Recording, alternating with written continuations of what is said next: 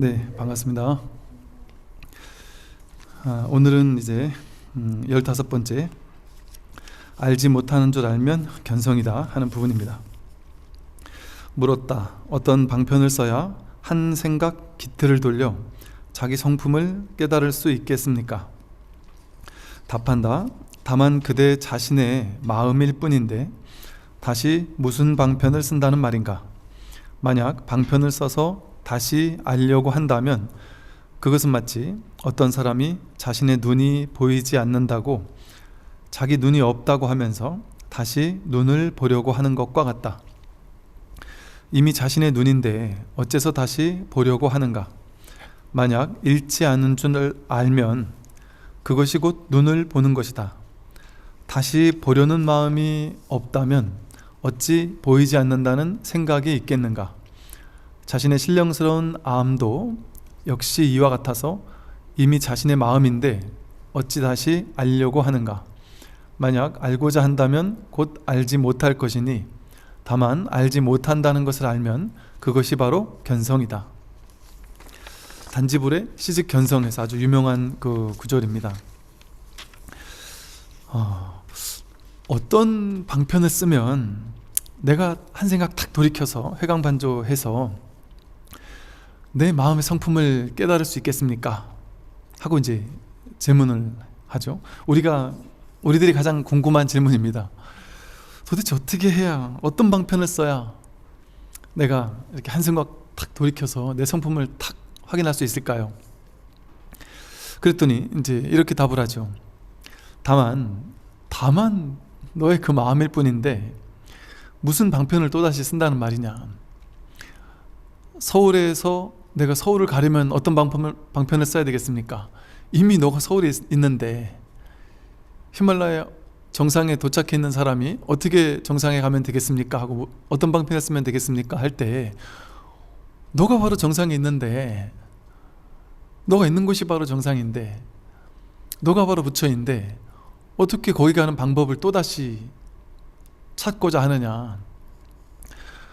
바로 그대 자신의 마음일 뿐인데 다시 무슨 방편을 쓴다는 말이냐? 눈을 가지고 눈을 찾는다, 말을 타고 말을 찾는다, 서울에서 서울을 찾는다, 이런 방편들이, 이런 말들이 여기서 나오는 거죠. 이미 그대 마음일 뿐인데 다시 방편을 찾으려 하면 어긋난다는 것이죠. 만약 방편을 써서 다시 알려고 한다면 그것은 마치 어떤 사람이 자신의 눈이 보이지 않는다고 자기 눈이 없다고 하면서 다시 눈을 보려고 하는 것과 같다. 이미 자신의 눈인데 어찌 다시 보려고 하는가? 만약 잃지 않은 줄 알면 그것이 곧 눈을 보는 것이다. 눈이 눈을 보는 것과 같다, 이제 이런 식의 표현을 쓰죠. 보통 우리가 세상을 파악하는 방법은 둘로 나누어서 분별을 해서 실제 둘로 나눌 수 있는 것이 아님에도 불구하고 우리는 둘로 나누어 놓고 이것과 저것을 비교해서 구별하는 능력, 이것만을 우리는 알고 살아왔죠. 그러니까 똑같은 크기가 좀 다른 크기가 있을 때 두 개를 비교해야 어느 건 크고 어느 건 작은지가 우리는 분별이 된단 말이죠. 확인이 된다. 노래를 잘하는 사람, 못하는 사람, 인물이 잘난 사람, 못난 사람, 이렇게 분별을 해야지 우리는 알잖아요. 그게 이제 우리가 아는 방식이었단 말이죠. 둘로 나누어 놓고 그걸 두 개를 비교해서 아는 방법, 그걸 분별심이라고 한다고 했고요. 근데 그 분별이 정확한가 말이죠. 분별은 정확할 수가 없죠. 왜냐하면 보는 사람에 따라 다르죠. 노래를 A가 잘하느냐 B가 잘하느냐, 나는 B가 좋은데 저 사람은 A를 좋아할 수도 있습니다. 인물이 잘났느냐 못났느냐, 어떤 사람은 A가 더 잘났다고 하는데 어떤 사람은 B가 더 잘났다고 할 수도 있습니다. 누가 더 능력 있느냐, 이것도 자신이 어떤 관점으로 보느냐에 따라서, 사람에 따라서 다르게 볼 수밖에 없는 거죠. 그러니까 절대적인 어떤 옳다 그르다, 맞다 틀리다 이런 개념은 없는데도 불구하고 내가 자기 개념을 가지고, 자기 생각을 가지고 자기 살아오면서 익혀왔던 어떤 그 인식의 틀, 그 색안경을 가지고 세상을 판단하니까 내 기준에는 이게 옳고 저게 틀린 것처럼 보일 뿐이죠. 딴 사람 기준에는 다르게 나와 정반대로 볼 수도 있죠. 그래서 분별의 눈으로는 있는 그대로를 있는 그대로 볼 수가 없다. 가장 큰 분별이 바로 부처님께서 계속해서 오은 12처 18개에서 계속해서 말씀하신 것처럼 내가 저것을 본다라는, 내 눈이 저 대상을 본다라는 분별입니다. 내 귀가 저 소리를 듣는다라는 분별. 보니까 여기는 내가 보는 내가 있고 저 바깥에는 보는 저것이 있구나, 이렇게 둘로 나눈단 말이죠. 사실은 그렇게 둘로 나뉠 수가 없는 거고, 이것이 있어야 저것이 있다라는 연기법에 따라서 보는 나와 보이는 것이 서로 인연화합해야지만, 상의 상관적으로 인연화합했을 때만 임시적으로 본다라는 그런 현상이 벌어지고, 또 그에 따라서 보는 의식이 생긴단 말이죠. 그러니까 인연 따라 생기는 것인데, 우리는 보는 쪽을 나라고 하고 보이는 대상을 바깥이라고 하고, 거기서 일어난 인식을 실제 그것에 대한 판단이라고 믿는단 말이죠. 그럼으로써 12처와 18개라는 분별이 생겨나기 시작한다. 근데 이렇게 우리가 둘로 나누어서 보는 내가 보이는 것을 본다라는 방식으로만 세상을 보아왔다 보니까 이 하나가 하나를 보는 것은 할 줄 모르는 거죠. 분별의 세계에서는. 여기서 말하듯이 눈이 눈을 볼 수가 없습니다. 눈이 눈을 볼 수 없다라는 말은, 눈은 대상화해서 바깥에 있는 것들을 이렇게 우리는 보통 이제 보죠. 근데 눈이 눈을 보려면, 하나가 하나를 확인하려면, 자기가 자기를 깨달으려면, 그러면 대상화해서 보는 것 같은 그런 방식으로는 불가능하다는 것이죠. 여기 내 눈이 있고 여기 바깥에 대상이 있구나, 이 눈은 어디 있지? 여기 죽비가 있는 것처럼 내 눈은 도대체 어디 있을까? 하고 눈도 이 죽비를 찾듯이 막 찾아 나가서는 세상 온 천지를 다 뒤지더라도 내 눈을 결코 찾을 수가 없습니다. 어디에 가도 내 눈은 없으니까.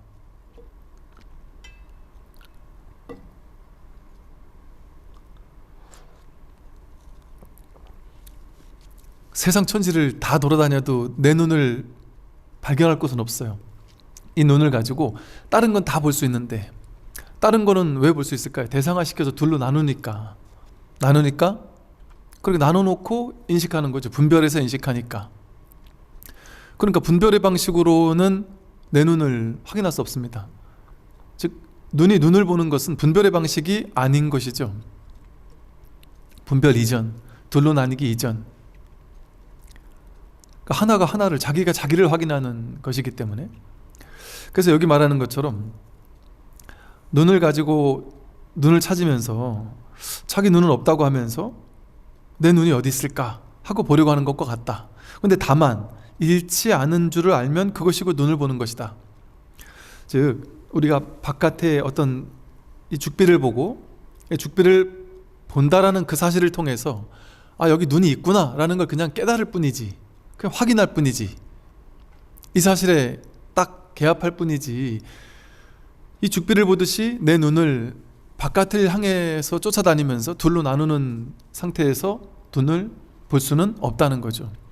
그 눈을 어떻게 보는 것이냐? 분별의 방식으로는 볼 수 없다. 그 어떤 게 분별의 방식이 아닌 것이냐? 대상화시켜서 거기에서 내 눈을 찾으려고 해서는 그 눈을 확인할 수가 없다.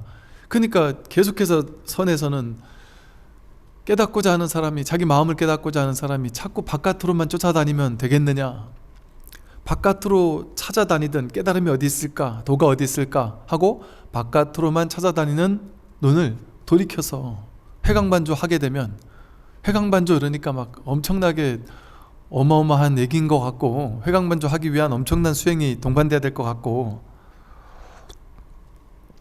그게 이제 우리 편견입니다.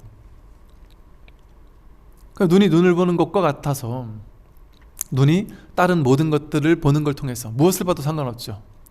죽비를 보고서도 내 눈을 확인할 수 있어요. 죽비를 보는 걸 통해 여기 눈이 있구나, 보고 있는 이 보는 눈이 있구나라는 걸 확인하는 거예요. 그게 눈을 보는 거예요. 그게 눈을 보고 눈을 확인하는 겁니다. 그러면 죽비를 통해서만 눈을 확인할 수 있느냐? 눈을 어떻게 하면 확인할 수 있느냐? 이걸 통해서 눈을 확인할 수 있죠. 이 A4용지를 통해서도 눈을 확인할 수 있습니다. 마이크를 통해서도 눈을 확인할 수 있다. 뜰 앞에 잣나무를 통해서도 눈을 확인할 수 있죠. 뭐를 통해서도 눈을 확인할 수 있다.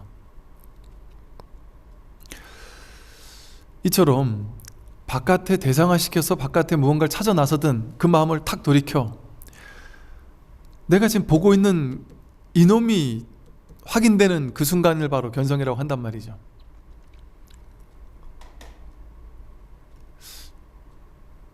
이거를 오랜 습관 때문에 우리가 늘 바깥을 향해서 둘로 쪼개놓고 내가 저것을 본다, 내가 저것을 안다, 모른다, 이런 방식으로 습관이 그렇게 돼 있단 말이죠. 중생의 습관이. 그런 식으로 우리의 습관이 돼 있다 보니까 이 너무나도 당연한, 이 너무나도 단순한, 아무것도 아닌 이 얘기에 대해서 너무 쉬워서 어렵게 느끼는 거죠. 너무 쉬워서. 이게 정말 너무 어려운 일이라서 어렵게 느끼는 것이 아니라 정말 너무너무 쉬워서 어렵게 느끼는 거죠. 그래서 불교 공부를 많이 한 사람일수록 오히려 회광반조에서 눈이 눈을 확인하는 단순한 이 견성이라는 것을 어렵다라고 느끼는 거예요. 너무 어렵게 공부를 했으니까. 그건 참선을 해서 한 10년, 20년 화두 들고 앉아야만 깨달을 수 있어. 연불도 뭐 그냥 30분, 1시간 해서는 안 돼. 막 수십 년 연불만 하든지, 기도를 열심히 하든지, 절을 막 수만 배를 몇 년을 하든지, 명상을 깊이 해서 5만 가지 삼매를 체험하고 그런 어떤 끊임없는 수행 끝에 이 자리를 확인할 수 있어. 이렇게 이제 우리는 배워왔다 보니까 그렇게 깨닫는 거는 이 선에서는, 이 깨달음에서는, 이 불교에서는 그렇게 깨닫는 거를 얘기한 적이 없단 말이죠. 방편, 이후에 방편에 치우치던 시대에 만들어진 방편의 속성입니다. 죽자 살자 죽도록 수행 잘하는 사람만 깨닫는다 하는 얘기는 그런다고 해서 깨닫지 못하느냐 하는 건 아니죠. 공부를 쉽게 말해 안 해도 깨닫는다면 공부하면 더 잘 깨닫겠죠. 그러니까 수행을 안 하면 깨닫는다? 아니죠. 수행을 해야 깨닫는다? 어떻게 말할 수가 없습니다. 수행한 사람이고 안 한 사람이고 상관없이 자기 마음이 얼마나 간절했느냐, 내가 이 자리를 확인하고자 하는 이 마음이 얼마나 간절했느냐, 이 간절함 하나 가지고 공부를 하는 것이다. 대부분의 사람들이 이 간절함 하나에 목매고 그냥 끈질기게 그게 정진바람이래. 정진바람일. 그리고 이 간절함이라는 게, 간절한 마음, 이게 이제 안욕따라 삼맥삼보리죠. 발보리심. 내가 이 자리를 이 최상의 깨달음의 자리를 반드시 확인해 버리라라는 막 간절함, 그런 것들이 있으면 된단 말이죠. 근데 이거는 열심히 하는 것과는 다른 문제다. 간절하면 열심히 하게 되겠지만, 물론 핀트 안 맞은 상태에서 열심히만 하면, 그러니까 요즘에 회사에서도 그러잖아요. 열심히 하겠습니다. 열심히 하지 말고 잘해야 돼. 그 열심히만 하는 사람은 정말 윗사람이 보기에 참 답답한 거죠. 미치겠는 거죠, 진짜. 일은 열심히 하는데 성과가 안 나니까.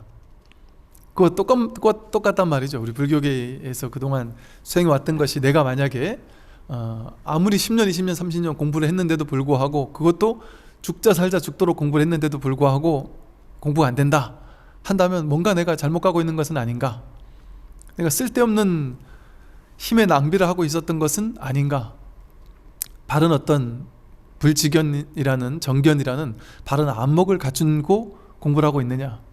그래서 옛날에 이제 선에서의 편견이 그거였죠. 그냥 무작정 앉기만 하면 돼. 이게 선에서의 편견이었어요. 그냥 무조건 앉기만 하면 돼 이랬다가 많은 또 어른 스님들께서 하시는 말씀이 선과 교를 이렇게 아우르는 말씀을 하시는 것이 무작정 앉기만 해도 되는 것이 아니다.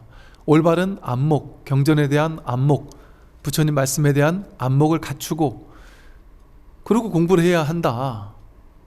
그래야만 공부가 제대로 간다 이렇게 얘기를 했단 말이죠. 그래서 실천과 어떤 교학 이것이 이제 잘 맞아야 공부가 된다는 거죠. 여기 말한 것처럼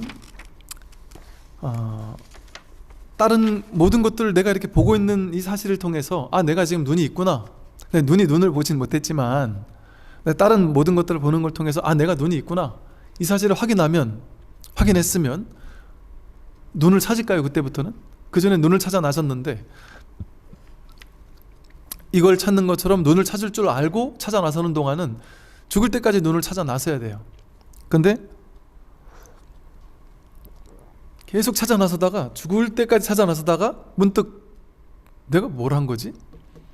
그냥 보고 있다라는 이 사실을 가지고 지금 여기 눈이 있는 게 그냥 확인되는 거 아닌가 하고 확인하고 나면 그 사람은 눈을 찾아 나설까요? 눈을 찾아 안 나서요. 눈을 찾아 나설 필요가 없어요. 그렇다고 해서 그 사람이 실제 자기 눈을 봤을까요? 본 건 아니에요. 몰라요. 눈을 자기 눈이 어떤지 모른단 말이에요. 모른다라는 게 확실해요. 그럼에도 이제 분명한 거예요. 이걸 통해서 죽비를 통해서 내 눈이 있다라는 사실을 확연히 알았지만 아는 것도 아니란 말이죠. 분별의 방식으로 알았느냐 보았느냐 물어본다면 알지도 않았고 보지도 못했단 말이죠. 그런 방식, 분별 이전의 방식으로 알고 확인한 거죠. 그래서 이렇게 눈을 확인한다면 어찌 보이지 않는다는 생각이 다시 있겠느냐? 눈을 찾는다는 생각을 다시 가질 수 있겠습니까? 그래서 이 공부는 내가 찾던 불성을 찾고 나서 끝나는 공부가 아니라 더 이상 찾지 않게 된단 말이죠. 이걸 알고 나서 내가 알아야지, 불성이 뭔지를 알아야지 봐야지 하고 있다가 그걸 알았다 하고 끝나는 공부가 아니라 모를 뿐이라는 사실이 확연해진단 말이죠. 다른 걸 통해 눈이 있음을 확인했으면 됐지, 그 진짜 눈을 본 거냐, 분별의 눈으로 봤을 땐 본 것도 아니고 안 것도 아니란 말이죠. 모를 뿐이다. 그러나 더 이상 눈을 찾지 않는다. 불성을 확인했느냐? 불성 그런 거 모른다. 그러나 더 이상 불성을 찾지 않는다. 이것을 통해서 불성이 확인되니까 보는 걸 통해 불성이 확인되고 듣는 걸 통해 불성이 확인되고 이렇게 불성이 생생하게 살아있음이 확인되니까 보는 걸 통해서 지금 보고 있는 이 살아있음이 경험되잖아요. 듣는 걸 통해 이 듣고 있다라는 이 듣고 분별하는 두 번째 자리에 떨어진 분별의 알을 얘기하는 것이 아니라 이 너무나도 단순한 봄, 들음 이것이 경험되고 있는, 이걸 통해 이 자성이 살아 숨쉬고 있구나, 늘 이렇게 작동하고 있고 활동하고 있구나, 이 사실을 확인하는 것이지. 그러면 더 이상 자성을 찾으려 하지 않죠. 알려고 하는 마음이 사라지죠. 그러나 아느냐? 몰라요. 모를 뿐입니다. 불성 아느냐? 모른단 말이죠. 그래서 이렇게 얘기했습니다. 자기의 신령스러운 암도 역시 이와 같아서 이미 자신의 마음인데 어찌 다시 알려고 하겠는가? 만약 알고자 한다면 곧 알지 못할 것이니, 알고자 하면 내가 알아야지, 불성이 뭔지를 알아야지 하고 바깥으로 이 아는 방식을 통해서 내가 알아야지 하고 쫓아나가면 결코 알지 못할 것이니, 눈을 찾으려고 바깥으로 찾아서 내 눈을 바깥에서 확인하려고 하면 그 눈은 못 봐요. 결코 알지 못할 겁니다. 그러나 다만 알지 못한다는 것을 알면 내가 이 눈을 진짜로 내가 볼 수 있거나 알 수 있는 게 아니구나, 그냥 이걸 통해 내가 눈이 확인되는 것일 뿐이구나 하고 회광반주에서 탁 계약해버리면, 그렇게 알지 못한다는 것을 알면 그것이 바로 견성이다. 단지 불해면 시직 견성이다. 그랬더니 이제 16번인데요. 이렇게 물었습니다. 할 일을 다 마친 대장부라는 이제 16번째 읽어보겠습니다. 물었다. 근기가 뛰어난 사람은 듣는 즉시 쉽게 알겠지만 중하근기의 사람은 의혹이 없지 않을 것이니 다시 방편을 설하여 미혹한 이들을 깨닫도록 해주십시오. 답한다. 이제 근기가 뛰어난 사람은 스님 그런 말 듣고 다 알겠지만 저는 중근기인지 하근기인지 영 모르겠으니 좀 더 쉬운 방편을 설해서 저를 좀 깨닫게 해주십시오 하고 이제 질문을 했더니 이렇게 답합니다. 저를 좀 미혹한 저를 깨닫도록 알도록 좀 해주세요 했더니 도는 알고 모르는데 속하지 않는다. 안다 이러면 아는 내가 있고 아는 것이 있어야 둘로 나눠져야 알 수 있잖아요. 근데 그렇게 아는 것이 아니라는 거죠. 그러니까 안다 해도 어긋나고 모른다 해도 어긋나죠. 깨달았다 해도 어긋나고 깨닫지 못했다 해도 어긋나죠. 깨달았다, 내가 깨달았다 이렇게 얘기하는 사람이 뭐 방편으로 그렇게 얘기했다면 어쩔 수 없는데, 내가 깨달았다라고 스스로 깨달았다고 정말 이렇게 믿는 사람이 있다면 그 깨달음이 아무리 뭐 대단하고 엄청난 체험을 동반하고 하는 깨달음이라 할지라도 그건 전혀 깨달음이 아니죠. 깨달은 자가 있잖아요. 깨달은 내가. 깨달은 내가 본래 없다라는 것을 깨닫는 것인데, 깨달은 내가 있어서 내가 깨닫는다, 내가 못 깨달았다 하는 게 있다면 그 어찌 깨달았다 할 수 있겠습니까? 그대는 깨닫기를 기다리는 미혹한 마음을 버리고 나의 말을 잘 들어라. 깨닫기를 기다리는 마음, 그게 바로 미혹한 마음이다. 그 마음을 버리고 깨닫기를 기다리는 마음, 이 마음을 여기서는 버리라고 했어요. 이게 이제 우리 분별이 이해되는 말을 써서 이해시키는 공부를 하면 공부가 잘 되는 것 같거든요. 우리 생각에는 잘 되는 것 같은데, 딱 하나 이 공부만은 분별이 머리가 잘 이해되는 공부를 계속 밀고 나가면 공부 못합니다. 세상 공부는 잘할 수 있지만 이 공부 하나만은 머리가 이해되는 공부를 하면 안 된다.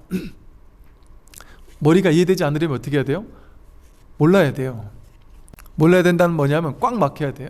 이러지도 저러지도 못해야 돼요. 법문을 듣고 알았다, 내가 감 잡았다, 이렇게 해나가면 되겠네, 이런 방식으로 공부하면 되겠네, 이런 어떤 게 딱 있으면 안 된다. 그게 있다면 이제 이런 거죠.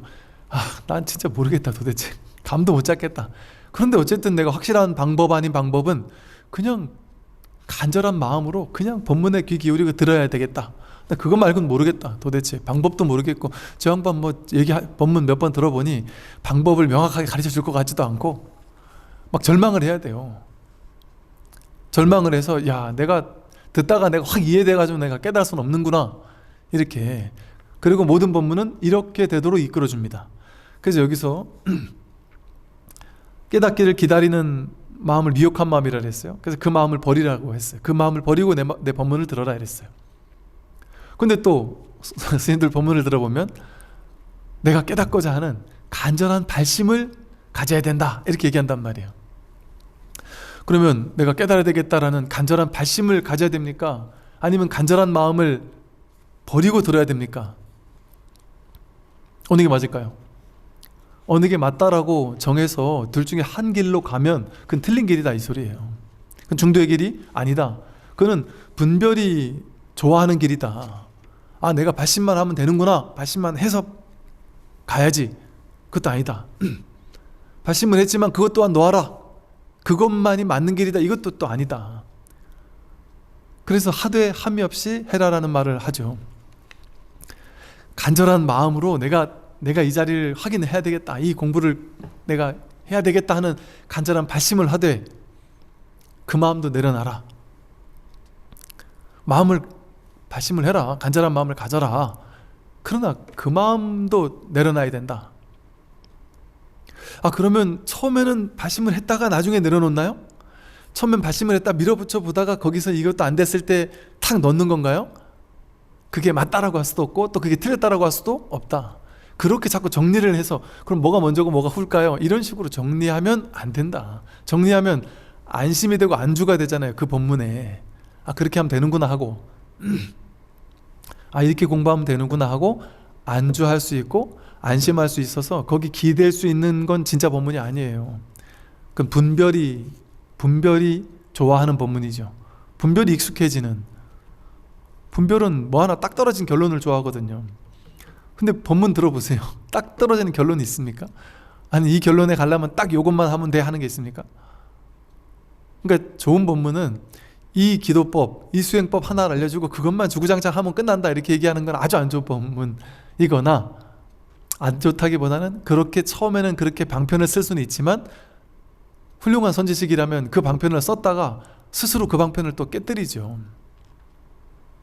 이번 본문에선 썼다가 다음 본문에선 깨기도 하고. 그러니까 이제 일반 분별을 가지고 사는 일반 중생들 생각에서는 이놈의 스님들의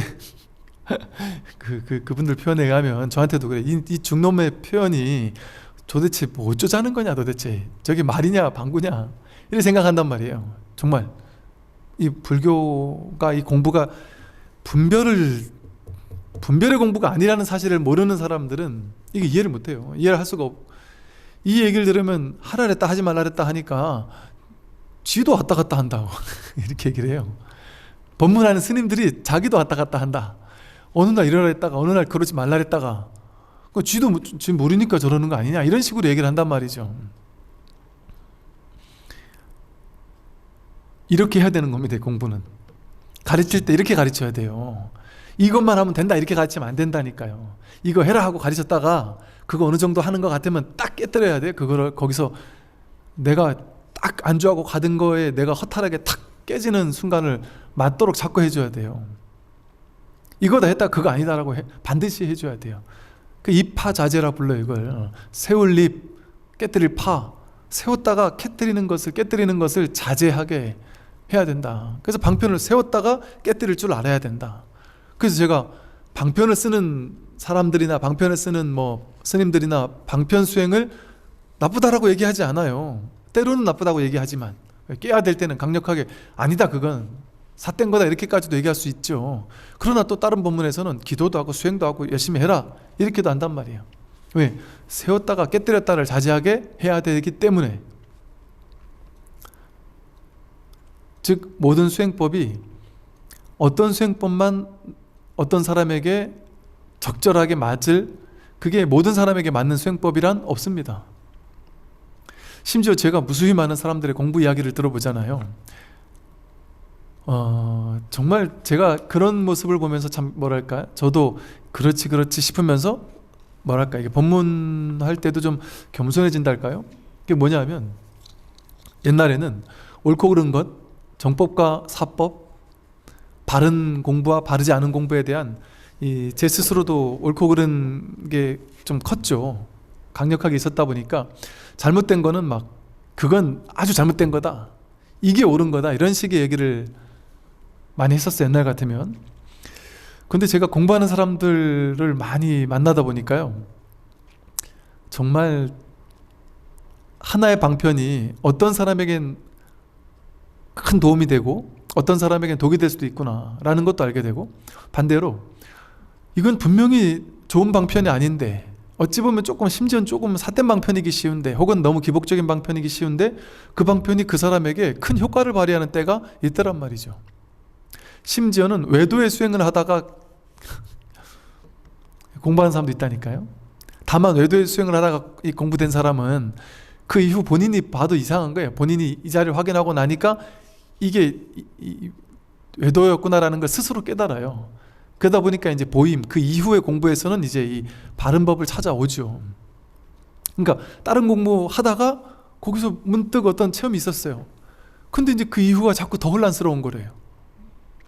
그러다 보니까 스스로 이 공부를 찾아오는, 심지어 뭐 타종교를 공부하다가 이종 또 찾아오거나, 다른 사상 공부하다가 오거나, 다른 이상한 또 명상단체에서 내가 봐도 이상한 삿된 걸 공부를 했는데, 대부분 거기서 공부하는 사람들의 한 90% 이상이 다, 99%가 다 삿된 쪽으로 가는데, 그 사람은 희한하게 거기서 공부가 좀 돼가지고 그 이후에 다시 이 공부를 찾아서 다시 안 차게 된 이런 사람도 봤다니까요.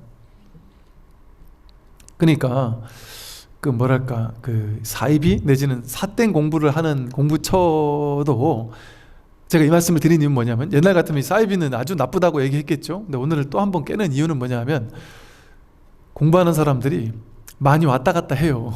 공부하다 보면 간절한 마음은 있는데, 이게 내가 여기서 공부를 제대로 이끌어줄 수 없을 것 같다고 느끼다 보면 또 이제 여기저기 끼웃끼웃 한단 말이에요. 저도 옛날에 막 한때 이 공부 저 공부 많이 여기저기 끼웃거려 봤다 그랬잖아요. 지금 돌이켜보면 그게 저에게 공부가 돼서 도움이 됐어요. 또 지금 이렇게 다양한 사람들 만나서 이야기할 때 큰 도움이 돼요. 왜? 뭐 어느 수행단체에서 공부했는지 듣기만 해도 대부분 다 하니까. 제가 못 들어본 공부단체는 거의 없는 것 같아요. 그러니 그 사람들이 어떻게 지금 치우쳐 있겠구나라는 것도 대충 이제 감이 온단 말이죠. 그래서 그것이 잘 됐다 이런 것이 아니라, 또 그런 데서 이제 좀 삿된 짓을 시키거나 삿된 일을 하거나 삿되게 이렇게 돈을 너무 과하게 요구하거나 막 이런 식의 너무 잘못된 사이비는 뭐 말할 것도 없죠. 그런 가감이 쳐내야 되는데, 약간 애매한 이 공부처들이 있을 수 있어요. 그런데 무조건 삿되다고만 얘기할 수 있느냐? 어떤 사람은 그곳에서 공부가 될 수도 있습니다. 또 어떤 사람은 그냥 기복 불교만 열심히 하다가, 기도만 열심히 하다가 그냥 이 자리를 확인하는 사람도 있어요. 그냥 아무것도 모르고, 나는 왜 하는지도 모르고 그냥 연불만 하다가 깨닫는 사람도 있을 수 있죠, 당연히. 그러니까 방편은 천편일률적으로 어떤 방편이 효과적이고 어떤 방편은 그렇지 못하다 이렇게 얘기할 수가 없습니다. 중요한 것은 이제 이 중도의 안목, 어떤 방편에도 과도하게 치우치지 않고 그것이 방편이라는 사실을 분명히 자각한 채로 그 방편을 임시로 쓰는 거죠. 임시로 썼다 버린 줄 알아야 되는 거죠. 깨닫기를 기다리는 미혹한 마음을 버리고 나의 말을 잘 들어라. 그러니까 깨닫기를 기다리는 마음이 아예 없어도 안 되고, 그렇다고 너무 막 강해도 안 된단 말이에요. 너무 강한 사람에겐 그 마음을 비워라 하고, 없는 사람에게는 깨달음에 대한 간절한 발심이 첫 번째가 돼야 된다. 그게 없으면 공부 안 된다. 이렇게 얘기를 한단 말이죠. 이게 중요한 말이에요. 이 방편을 내려놓고, 깨달아야지 깨닫지 못하면 어쩌지 하는 이런 마음도 내려놓고, 모든 마음을 비우고 내려놓고, 모든 미혹한 마음, 망념 이걸 다 내려놓고, 그리고 그냥 이 말을 잘 듣기만 해봐라. 법문을 잘 듣기만 해봐라. 그냥 모든 법이라는 건 존재, 모든 것들, 이 소리 것들, 내가 이것저것 할 수 있는 모든 것, 정신적 물질적인 모든 것, 생각, 감정을 포함해서 물질, 우주, 자연, 빌딩, 내 소유물, 모든 것, 이게 법이에요.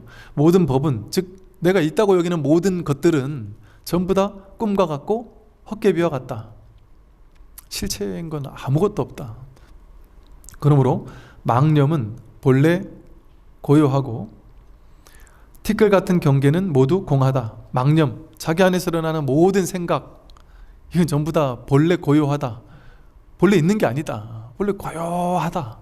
본래 있는 게 아니다. 뭐가 망념일까요? 일어나는 모든 생각들이 전부 다 망념입니다. 어제 아주 기쁜 일이 있었다. 아주 즐거운 일이 있었다. 너무나도 행복한 일이 있었다. 그 망념입니다.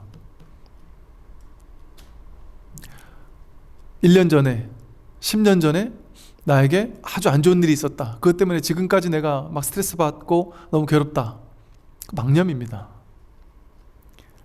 내일이나 모레나 언젠가 내 인생에 행복한 일이 오지 않을까? 그것도 망념입니다. 여러분들이 여기까지 뭐를 타고 오셨어요? 지하철을 타고 왔다. 그런 일이 있나요?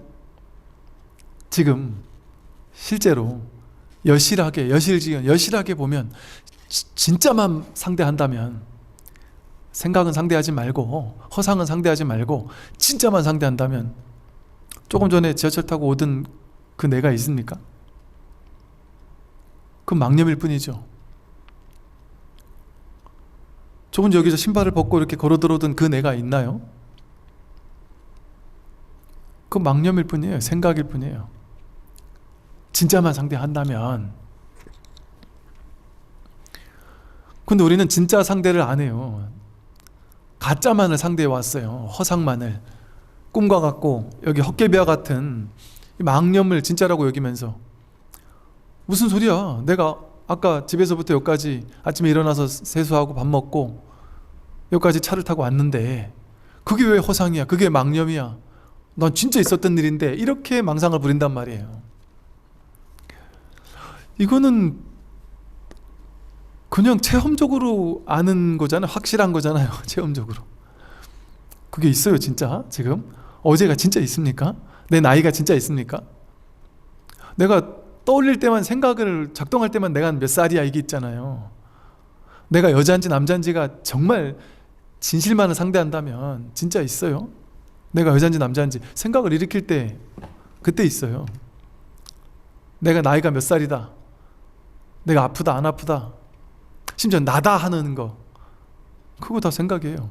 나다 하는 거 자체가 생각이에요. 내가 태어났다, 몇 년을 살았다, 다 생각이에요. 내가 죽는다, 내가 늙고 병들고 죽는다, 이거 다 생각이에요. 12연기는 전부 다 소멸해야 될 것들이죠.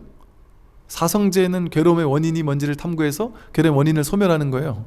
근데 집성제라는 것은 괴로움의 원인이 이렇게 집적되어 있다, 쌓여 있다, 모여 있다 이 소리거든요.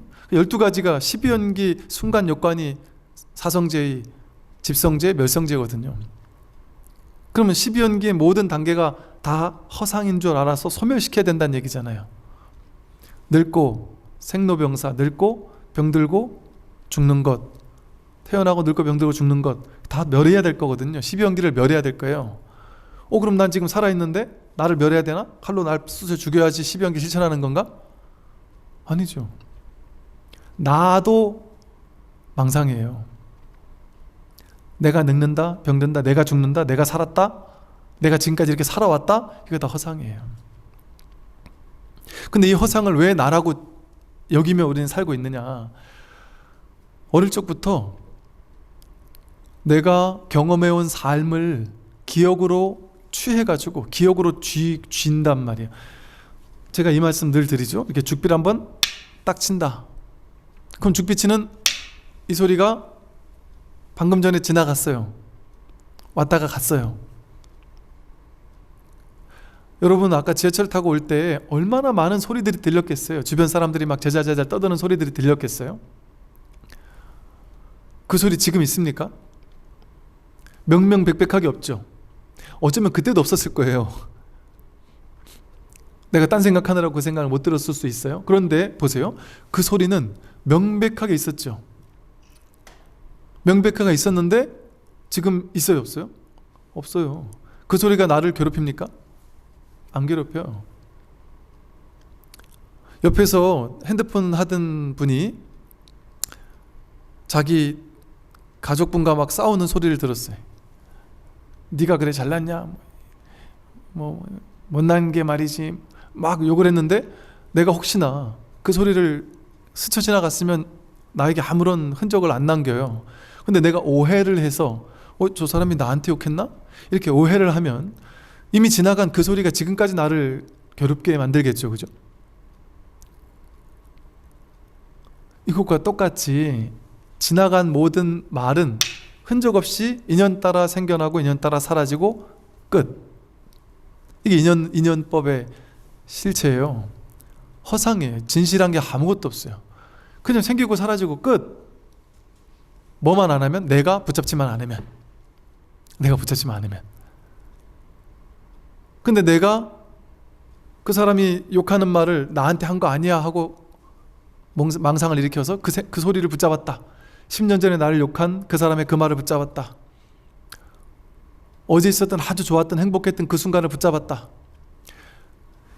내가 어릴 때부터 지금까지 살아오면서 경험했던 모든 경험들 그걸 다 붙잡고 있어요. 그 어릴 때 내가 건강했던 예뻤던 그 몸, 그 사진을 보면서 그걸 또 기억으로 다 집착하고 있어요. 몸을, 내 살아왔던 몸뚱이를 다 내 몸이라고 기억으로 집착하고 있어요. 그게 우리가 몸이라고 하는 거의 실체거든요. 느낌, 좋은 느낌, 싫은 느낌 살아오면서 엄청 많았어요. 아주 행복했던 감정, 막 아주 소스라치게 기분 나빴던 감정, 어마어마하게 감정이 많은데 그 감정들이 쌓여 있는 걸 가지고 내 느낌이라고 내가 축적하고 집적시킨단 말이에요. 나로. 나로 기억으로 붙잡아서 내 거로 이렇게 딱 쥔단 말이에요. 근데 뭐가 많이 쥐어지겠어요? 이렇게 그냥 왔다 가는 소리는 내가 쥘 필요가 없어요. 내가 집착하거나 거부하지 않으니까. 취사간택을 강하게 하는 거, 세게 하는 거, 과하게 취하려고 하거나 좋아서 과하게 집착하려고 하거나 싫어서 과하게 밀쳐내려고 하는 것, 그런 것들 위주로 내가 취한단 말이에요. 뭐를 취해요? 내 몸뚱이를 취하고요, 느낌, 감정을 취하고요, 생각을 취해요. 내가 있었던 온갖 생각들, 사상, 철학, 이 모든 걸 취합니다. 의지작용, 바람, 욕구, 행동했던 모든 것들을 취하고요, 의식, 분별한 모든 것들을 취해요. 이걸 취해가지고 내가 쌓아놔요. 이 5가지를 취해서 쌓아놓는단 말이에요. 그리고 이걸 나라고 느끼는 거예요. 이게 오온입니다. 이걸 나라고 느낄 때 오취온이라고 한다 그랬어요. 5가지를 취해서 쌓아놓은 거, 이게 오취온이고, 사고팔고라는 불교의 대표적인 괴로움 가운데 가장 큰 대표적인 8가지 괴로움을 모두 다 포섭하는 괴로움이 오음성고라 그랬어요. 이 오온이라는 것을 쌓아놓은 것이 치성해가지고 이걸 진짜 나라고 확고부동하게 믿으면서 이걸 진짜 실체화시키는 마음, 그게 오음성고예요. 이 오늘 거짓 나를 진짜 나라고 착각하는 거, 어떤 식으로 집착하고 쌓아놓고 오온을 나라고 동일시할까요? 생각으로, 기억으로. 수많은 과거에 있었던 기억들을 떠올리면서 그 허상인데, 그 기억은 완벽한 허상이에요. 실제만 상대하면, 진짜 팩트만 본다면 없다니까요. 아무것도 없어요. 지금 지나간 과거 아무것도 없습니다. 그냥 그 일어나는 기억만 있죠. 기억으로 축적돼서, 왜냐면 이게 기억으로 축적된 것인 게 허상인 게, 만약에 실제면 태어나서 지금까지 살면서 모든 게 똑같은 비중으로 똑같이 기억돼야죠. 이 소리도 야 이 바보 같은 녀석아 라고 하는 욕처럼 똑같이 기억돼야죠. 근데 이 소리는 그냥 지나가고, 어떤 소리는 지나가고 어떤 소리는 내가 취한단 말이에요. 사람에 따라 취하는 게 또 달라요. 어떤 사람은 이 말은 취하고 저 말은 안 취하는데, 저 사람은 또 저 말은 취하고 이 말은 안 취하고. 똑같은 괴로운 상황을 겪었는데 어떤 사람은 트라우마가 엄청 남고 어떤 사람은 거의 트라우마가 남지 않을 수도 있어요. 그 말은 뭐겠어요? 그게 실상이 아니라 자기가 취한 거라는 거죠. 자기가 실상화 시키는 작업을 내가 한 거죠. 내가. 그러니까 세상은 실제가 하지 않아요. 내가 그것을 나로 취하고 세계로 취한 거예요. 이렇게 오온만 취해서 오치온으로만 취하는 게 아니라, 나만 취하는 게 아니라, 여러분 그 유식 불교에 보면 내 마음, 식이라는 것을 이렇게 견분과 상분 이렇게 나눠요. 즉 보는 측면의 나와 보이는 측면의 나, 이 2가지를 견분이 상분을 보는 거지. 즉 내가 세상을 보는 게 아니라 내가 세상이란 이미지를 내 안에 취해서 본단 말이에요. 나라고 취해진 이미지가 세상이라고 취해진 이미지를 보는 거예요. 이걸 우리가 본다고 착각하는 거예요. 실제 내가 세상을 보는 것이 아니고. 그러니까 나라고 취해진 이 거짓 이미지가 남들이 나한테, 남들이 욕설이라고 이미지 지어진 그 욕을 듣고 내가 기분 나쁜 마음을 확 일으키는 거예요. 똑같은 말을 들었는데 그 말이 어떤 사람은 욕이 되고 어떤 사람은 욕이 안 될 수 있죠. 그 욕으로 들은 거예요. 그럼 실제 그 욕이 나를 괴롭힌 게 아니라 내가 욕이라고 이미지를 내 안에서 온갖 취해진, 그런 이제 업장이라 그래요. 온갖 취해진 것들이 관념화되어 가지고 그걸로 걸러서 이걸 들은 거죠. 그러니까 이 허망한 나라는 가짜 이미지가 그 소리라는 이미지를 나쁜 소리, 욕설이라고 취해서 내가 괴로워해요. 그러니까 내가 나 때문에 괴로워하는 거예요. 세상이라는 건 없어요. 세상에 실제는 없습니다. 내가 세상에 실제화시키는 작업을 내가 하고 있어요. 세상은 실제하지 않아요. 나도 실제하지 않고. 근데 우리는 미혹하다 보니까 저 사람이 나를 괴롭혔어. 돈이 없어지니까 나는 괴로워졌어. 그거 다 거짓말입니다. 돈이 없으면 괴로워지나요? 돈을 1억, 2억을 날리면 괴로워질까요? 그거 아닙니다. 그게 실상이면 돈을 1억 날리면 모든 사람이 1억 날린 사람은 똑같이 괴로워야 될걸요 아마. 근데 얼마 전에 뭐 연예인 그런 게 있대요. 너 결혼한 남자가 나중에 보니까 약간 사기꾼 같았다는 거죠. 그 이 남자랑 너무 싫어서, 너무 미워서 헤어지고 싶어가지고 막 헤어질라 했는데 이혼을 안 해주니까 막 고생해가지고 몇 년 고생해서 겨우 헤어졌대요. 겨우 헤어졌는데 그 잠깐 결혼해 살았던 그 사람이 사기친 것 때문에 10억의 가까이 빚을 안고 이혼했다. 근데 기쁘다. 왜? 이혼에 성공했으니까. 저놈 이제 안 보고 살아도 되니까. 돈이야 뭐 까짓거 갚으면 되는 거고, 하나하나 어쨌든 죽을 때까지라도 갚아가면 되는 거고, 난 어쨌든 저 사람과 헤어졌으니 난 이제 다행이다. 너무 당황스럽지 않나요? 10억을 날렸어요. 10억을 빚이 생겼어요. 그런데 그게 어떤 사람에게는 다행일 수도 있어요. 어떤 사람에게는 10억이 아니라 뭐 1,000만 원만 날려도 죽을 것 같이 괴로울 수도 있잖아요. 우리도 그러지 않습니까? 예를 들어 내가 100만 원을 빌려주고 그 사람이 기분 나쁘게 띵거먹고 안 줘요. 그러면 엄청 분노가 날 수도 있어요. 근데 나한테 1,000만 원을 띵겨가서 안 갚았는데 너무너무 미안해 하면서 너무너무 정말 막 그래서 내가 야 괜찮다 안 갚아도 된다 이런 사람이 있을 수 있어요. 그럼 이 사람은 1,000만 원을 안 갚았는데도 아무렇지 않아요. 저 사람은 100만 원 안 갚았는데도 막 괘씸해 죽을 것 같아요. 그럴 수 있습니다. 돈이 진짜 실체가 있나요? 심지어 10억, 100억, 1조를 날려도 그게 자신에게 크게 괴롭지 않은 경우도 있죠. 수십조 원, 수백조 원 자산가인 사람은 경기가 왔다 갔다 하는 거에 따라서 매일같이 수억 원씩, 수조 원씩 왔다 갔다 하지 않겠어요? 하루아침에 1,000억을 날려도 눈 하나 깜빡 안 하는 거죠. 예를 들면 이게 왜 그럴까요?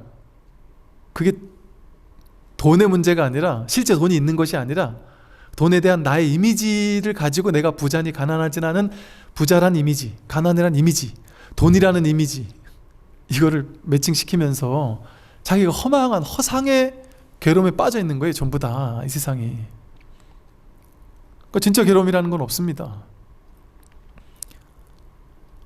다 허망한 이미지, 상, 금강경에서 말하는 상, 그러니까 상을 타파라고 하는 게 다 상을 이리저리 수합해서 내 스스로 괴로워하는 거예요. 나도 없고 세상도 없습니다. 이 사실을 확실하게 자각하면 질문이 사라져요. 질문이. 많은 사람들이 뭐 제사를 지내야 되나요? 진짜 지내야 되나요?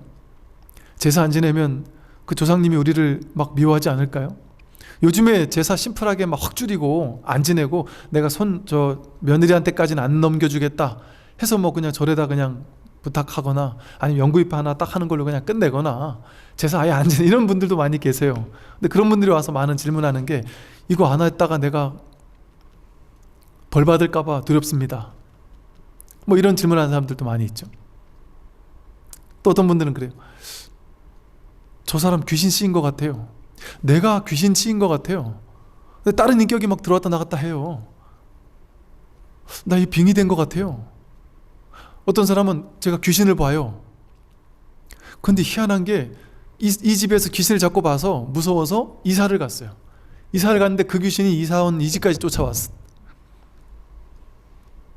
제가 20대 때 그랬다길래 하도 기도를 해달라 그래서 그 집에 가서 이렇게 기도 한번 해줬어요. 그때 이 보살님이 얼마 있다 와서 스님이 기도해주고 간 다음부터는 귀신이 안 나와요. 이게 다 뭘까요? 실제 그 귀신이 있을까요?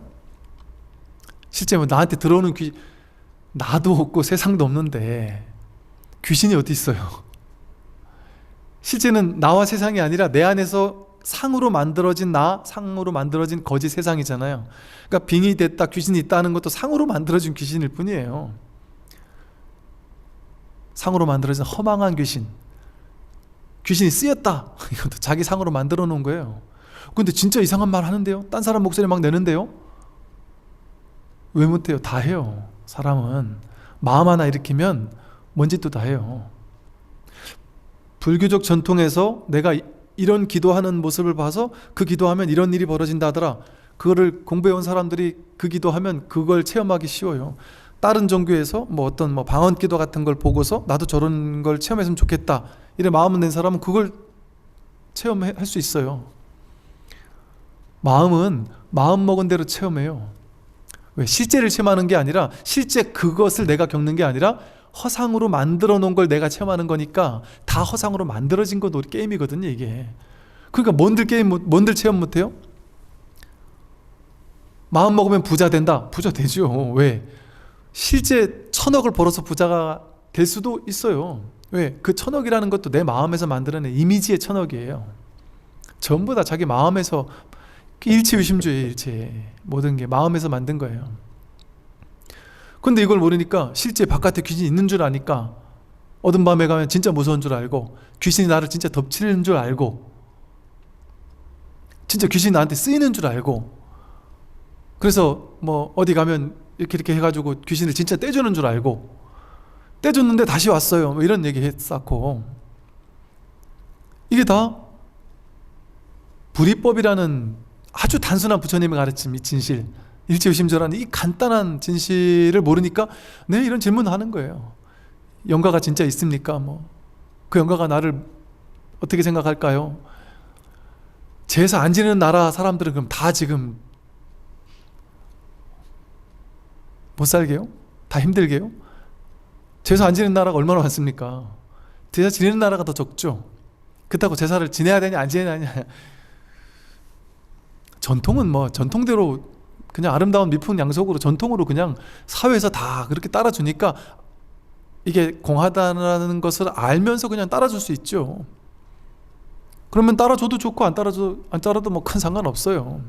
그렇다고 무조건 다 필요 없다 이럴 필요는 없어요. 안 그러면 살 수가 없어요. 인생을 어차피 다 연극하며 살아야 돼요. 근데 그게 연극인 줄 분명히 알며 살면 걸릴 일이 없다. 연극은 다 하면서도 해도 안 걸리고 안 해도 안 걸리고, 이처럼 모든 법은 꿈과 같고 헛개비와 같습니다. 그러므로 이 망념은 본래 고유해. 망념 다 망령이에요. 망념은 본래 고유해요. 이 소리와는 똑같아서 있는 것도 아니고 없는 것도 아니에요. 내 과거, 내 미래, 나의 괴로움, 그거 있는 것도 아니고 없는 것도 아니에요. 허망한 거예요. 본래 고요합니다. 아무 일이 없어요. 우리 인생에. 내가 돈을 벌었다? 아무 일이 없어요. 돈을 날렸다? 아무 일이 없어요. 허상이에요. 자식이 좋은 대학을 갔다? 아무 일이 없습니다. 그냥 그런 상을 잠시 취해서 내가 기뻐했다가 괴로워했다가 그런 연극을 할 뿐이지 그런 일은 없습니다. 따로. 재밌게 그래서 유희산매로서 재미나게 인생을 즐기고 가지고 놀아요. 노시란 말이죠. 진짜인 줄 알면, 아닌 줄 알면, 진짜가 아닌 줄 알면, 꿈인 줄 알면, 꿈 깬 채 자각몽을 꾸듯이 꿈 깬 채 꿈을 산다면, 꿈은 꿈대로 열심히 사는데 돈도 벌고 다 할 건 다 하는데 걸릴 게 없죠. 크게. 얼마나 자유롭겠어요. 티끌 같은 경계는 본래 공하다. 그러니까 바깥 경계라는 티끌, 그러니까 경계 바깥 대상, 바깥 경계, 그게 다 티끌 같은 경계라 그랬잖아요. 먼지 같은 실체가 있는 것이 아니다. 본래 공하다. 실제 돈, 실제 명예, 실제 권력 이런 거 실제하지 않아요. 자기 마음에서 만드는 거예요. 마음에서.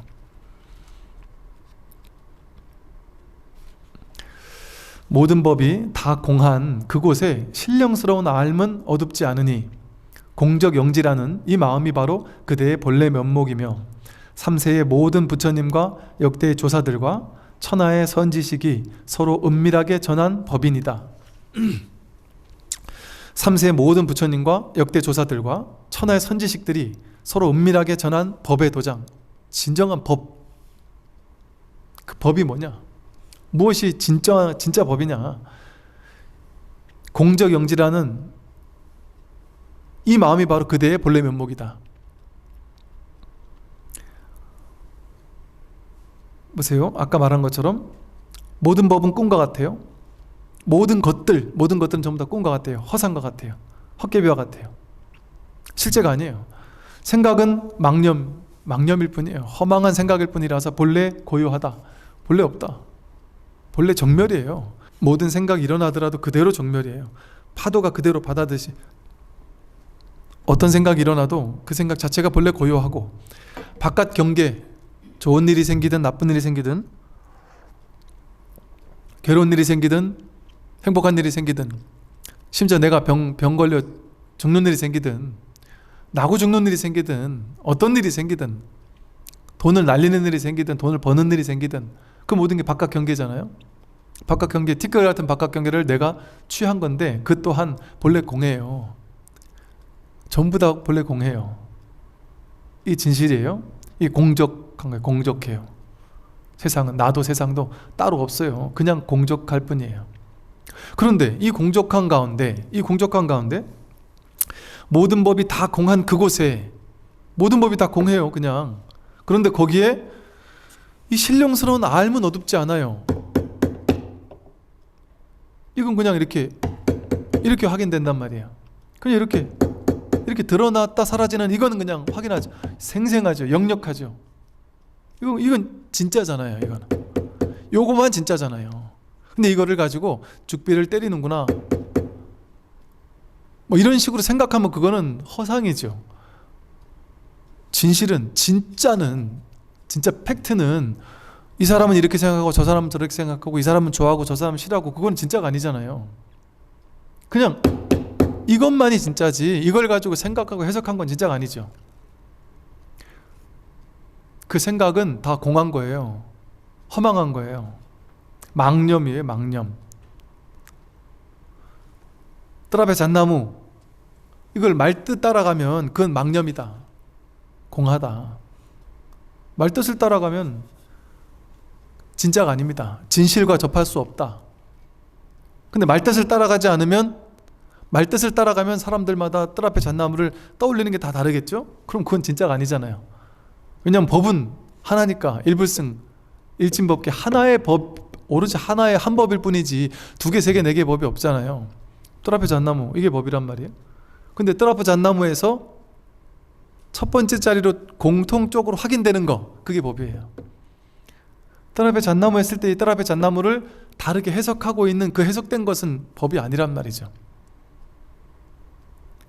고양이도 깐난 애기도 모든 100명이든 1000명이든 그 모든 사람에게 뜰 앞에 잣나무, 이 하나의 똑같은 하나의 진실이 법이다. 그냥 똑같은 이 하나의, 여기서 확인되는, 똑같이 확인되는, 저 사람과 내가 다르게 확인될 것 같은 건 법이 아니에요. 이렇게 그냥 소소영령하게 알잖아요. 이 소리가 난다라는 사실을 알죠. 그죠? 이 소리가 난다라는 사실을 알아요. 그냥 저절로.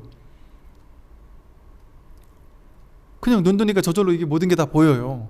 보고 뭐야 하고 해석하는 건 사람마다 다 다르니까 그건 진짜가 아니잖아요. 팩트가 아니잖아요. 레알 팩트가 아니에요. 그냥 이게 법이에요. 이게 법. 스님이 죽비를 왜 저렇게 흔들까? 이건 법이 아니고, 이렇게 생각으로 따라간 법이 아니고, 그냥 이거는 100% 생생하게 확인되잖아요. 그냥 확인되잖아요. 그러니까 이걸 가지고 분별로 아는 게 아니기 때문에 소수영령하게 안다. 그래서 영지다, 이렇게 표현을 했어요. 공적 영지다. 공한 가운데 텅 비어서 아무것도 없는데, 희한하네, 나도 없고 세계도 없고 아무것도 없다는데 뭔가 이렇게 생각이 일어났다는 걸 알아요. 본다는 걸 알아요. 이게 듣는다는 걸 알고, 느낄 때 느끼는 걸 알아요. 차 맛을 보면서 아까는 따뜻했고 지금은 식었구나라는 걸 그냥 저절로 알아요. 생각이 일어나면 생각이 일어나는 걸 저절로 알고, 그냥 이 공적영지한 분별 이전의 첫 번째 자리에서의 암, 이것은 어찌할 도리가 없는 거예요. 이건 만들어내는 게 아니죠. 이건 이미 있는 거예요. 본래 갖춰져 있는 거. 한 번도 없었던 적도 없고, 어디 사라지는 것도 아니고, 나한테 있는 것과 여러분에게 있는 게 다른 것도 아니고. 이게 얼마나 할까요? 크기가 얼마나 할까요? 이게 크기가 얼마네요? 이 마음의 크기가, 크기 몰라요. 색깔이 있어요? 언제부터 있었던 걸까요? 누구한테는 더 크고 누구한테는 더 작을까요? 깨달음을 얻은 부처님에게는 이게 더 투명하고 선명하고 막 아름다운데 우리에게는 희미할까요? 그런 모양으로 볼 수 있는 무언가가 아니다. 그냥 늘 드러나 있는 것이다. 그래서 근데 이건 볼 수 없어요. 어떻게 볼 수 있느냐? 눈이 이 컵인가요 이게? 이걸 뭐라 부르더라? 찻잔. 눈이 이 찻잔을 봄으로써 눈을 확인할 수 있잖아요. 찻잔을 보는 것뿐 아니라 찻잔 받침을 보고도 눈을 확인할 수 있잖아요. 무엇을 보든 눈을 확인하듯이 무엇을 보든 무슨 소리를 듣든 이 법이 확인된단 말이죠. 공적영지한 이것이 먼저 확인되고 그 다음에 분별이 시작된다. 근데 분별은 두 번째, 세 번째 화살일 뿐이죠. 그러니까 이것은 이 첫 번째 자리는 볼 때 확인되고 들을 때 확인되고 냄새 맡을 때도 확인될 수 있고 생각이 딱 난다는 그 사실을 통해서 확인되고 도대체 뭐가 생각을 일으켜요? 그러니까 이제 여기서도 이렇게 또 표현을 했어요. 조금 더 쉽게 설명해 주기 위해서 만약 이 마음을 깨달으면 참으로 단계를 거치지 않고 바로 부처의 경지에 올라 걸음걸음이 삼계를 초월하고 본래 집에 돌아가 단박에 의심을 끊을 것이다. 보세요. 이 마음을 깨달으면 단계를 거치지 않고, 이거 단계를 거칠 게 없어요. 그냥 아니 내가 서울에 있는지 여기가 서울이었단 말이야? 하고 딱 대본에 확인하면 끝이지. 그걸 뭐 내가 여기가 서울이라는 걸 내가 50% 알았어, 60% 알았어, 이렇게 안 와요. 자기가 히말라야 정상에 있다라는 것을, 정상에 있는 사람이 여기가 정상이야, 그래? 이러면 끝나는 거지. 단박에 아는 거지. 나 한 30% 안 것 같은데? 이렇게 되지 않는단 말이에요. 그래서 단박에 단계를 거치지 않고 바로 부처의 경지에 올라. 왜? 본래 부처의 경지이기 때문에. 언제나 단 한 번도 부처의 경지에서 떨어져 본 적이 없기 때문에 단박에 부처의 경지에 오르지만 오르는 것도 아니에요. 늘 그 자리니까. 그러나 방편으로 이렇게 얘기를 한 거죠. 부처의 경지에 올라 걸음걸음이 삼계를 초월하고, 걸음걸음이 욕계, 색계, 무색계 삼계를 초월해요. 삼계가 따로 없으니까. 여기가 다 삼계니, 삼계가 어디 있어요? 삼계를 초월하는 거예요. 이게 바로 삼계를 초월하는 거예요. 단박에 이 자리를 확인하는 그것이 삼계를 초월하는 거예요. 여기저기 거기 시간, 공간, 이 모든 것을 단박에 초월하게 된다. 그래서 본래의 집으로 돌아간다. 본래의 집, 그냥 내가 늘 있던 그 자리, 늘 내가 있던 그 순간, 그 자리를 그냥 쓰게 된다. 그래서 단박에 의심을 끊을 것이다. 이제 더 찾지 않는 거죠. 더 의심하지 않는다. 더 이상 의심할 필요가 없다. 그냥 이것뿐이라는 게 늘 확인하니까, 늘 확실하니까. 근데 처음에는 늘 확실하다 이런 표현이 좀 낯설죠. 그러니까 처음에는 자꾸 스스로도 뚫리게 보고, 자기 뺨도 한번 때려보고, 이게 맞니 하고 물어도 보고 그러겠지만 꼭 뭐 그럴 필요가 없죠. 볼 때 확인되고 들을 때 확인되고 늘 확인되는 이거밖에 없으니까.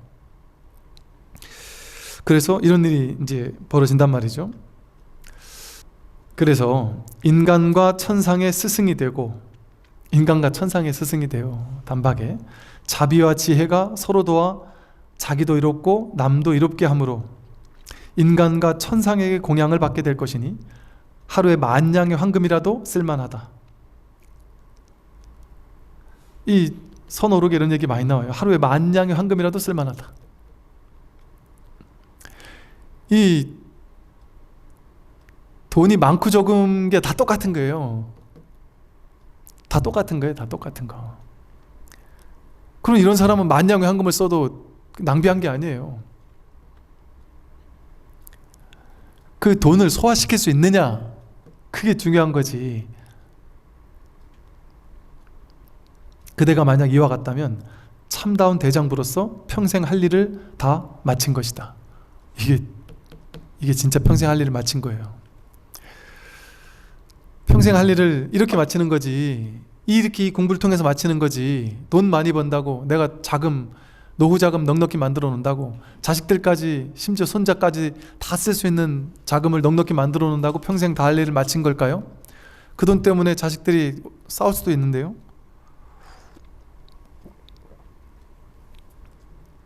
이게 안 되는 일이 아니다. 되는 일이다.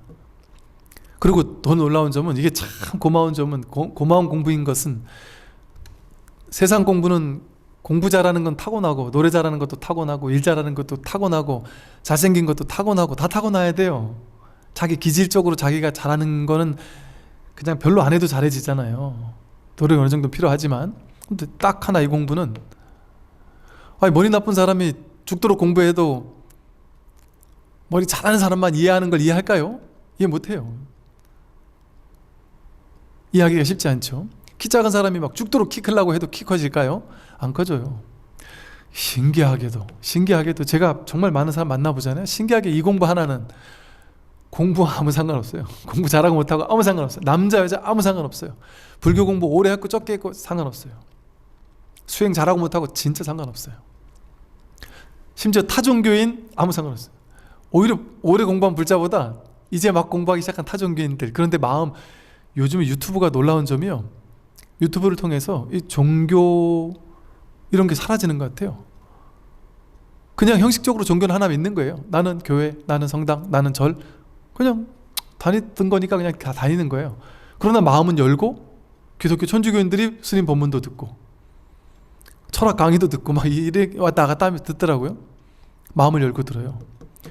이렇게 마음을 열고 듣는 사람들이, 그러니까 불교의 마음을 열 정도니 얼마나 마음이 열려 있었겠어요. 타종교인데도 불교의 마음을 열고 법문을 듣는다. 이건 마음이 얼마나 열려 있는 사람이에요. 근데 오히려 불교 공부하는 사람은 내가 불교 공부 많이 했다는 상이 있으니까, 저 스님 저거 아닌데, 내가 공부한 바로는 저거 아닌데, 이렇게 계산하고 따지며 듣다 보니까 마음을 열지 못해요. 그러니까 이 공부가 잘 안 되는 경우가 더 많아요. 오히려 여기 불이법의 이 자리에 뭔 차별이 있어요? 아무런 차별이 없어요. 공부 많이 하고 자꾸 하는 사람 똑같아요. 남자 여자 똑같아요. 어디 여자는 성불하지 못한다, 이거는 진짜 어리석은 생각이에요. 불교가 어찌 보면 상을 자꾸 조장하는 성향이 있는데, 이게 인도의 독특한 문화 때문에 그래 생긴 거지, 그거 계속 쥐고 있으면 안 돼요. 우리 보세요. 목사님 신부님보다 오히려 스님들은 머리도 깎고 신승복 입고 하니까 더 상이, 스님 상이라는 게 되게 크잖아요. 스님은 되고 나는 안 된다? 이거 엄청난 상이에요. 스님과 제가 다 똑같아요. 어떤 사람이 이걸 절대적으로 스님은 계를 받았기 때문에 우리와는 완전 다르다, 이렇게 생각하는 사람이 있어요. 이게 이제 타종교의 어떤 결정론적인 사고방식, 딱 이분법적인 사고방식에서는 그게 말이 맞아요. 왜냐하면 신과 인간이 엄연히 다르잖아요. 그러니까 그 성직자와 내가 완전히 다른 거예요. 심지어 성직자가 파괴를 해도 그 어떤 성직을 받았던 그것은 없어지지 않는 영원한 뭐 이런 실체성을 지녀요. 불교는 스님은 계를 받았기 때문에 실체성을 지니는 뭔가가 있다? 이건 말도 안 되는 소리예요. 나는 결혼했기 때문에, 나는 뭐 이제 성관계를 하기 때문에, 나는 계율을 좀 더 어기기 때문에, 나는 술을 먹기 때문에, 뭐 조금씩의 차이는 있겠지만, 술을 먹으면 당연히 방해는 되겠지만, 또 나는 담배를 피기 때문에, 난 생활 습관이 어떻기 때문에, 난 오신채를 먹기 때문에, 나는 맵고 짠 걸 좋아하기 때문에 공부를 못한다? 아닙니다. 보조적인 계율이라는 것은 그걸 지키면 좋은 울타리가 되긴 해요. 울타리가 되긴 해요. 당연히 그런 공덕이 있어요. 그러니까 일반 중생들은 조금 더 계율을 지키고 사는 게 당연히 훨씬 좋죠. 왜냐면 마음에 거리끼는 게 있으면, 죄의식 같은 게 거리끼는 게 있으면 마음이 고요하지 못하니까 공부가 안 되는 그런 정도의 차이지, 뭐 여자라고 못 깨닫고 제가자라고 못 깨닫고 절대 그런 거 없습니다. 똑같아요. 똑같습니다. 다르다고 하면 그건 불교가 아니에요. 불이법이 아니에요. 그래서 마음을 비우고 이 공부를 하면 공부가 된다니까요. 오늘 아침에 제가 아까 글을 올려놨는데, 오늘 아침에 어떤 법우님이, 이런 메일이 한 번씩 와요. 근데 이렇게 가끔 한 번씩, 제가 자주는 안 올리는 이유가, 이거에 또 하나의 상이 될까봐 이제 그러긴 하는데, 왜냐면 이런 얘기를 들으면, 공부 이야기를 들으면 저렇게 공부가 되나? 나도 저렇게 돼야 되는데 하고 자꾸 기다리는 마음을 자꾸 가지고 상을 가지기 때문에. 그런데 가끔 이런 이야기는 조금 도움이 되겠다 싶은 것들은 가끔 한 번씩 올려드리는데, 이분 얘기도 한번 들어보세요. 그냥 본문을 듣다가 참 이제 나름의 이제 괴로움에 소멸이 온 거죠. 스님, 제가 어릴 적 부모님을 한꺼번에 여의고 평생을 엄청난 고통과 불행 속에서 살았었습니다. 지금 갑자기 울컥해지네요. 스님, 제가요 작년 12월 중순부터 그냥 사람이 확 뒤집어졌어요.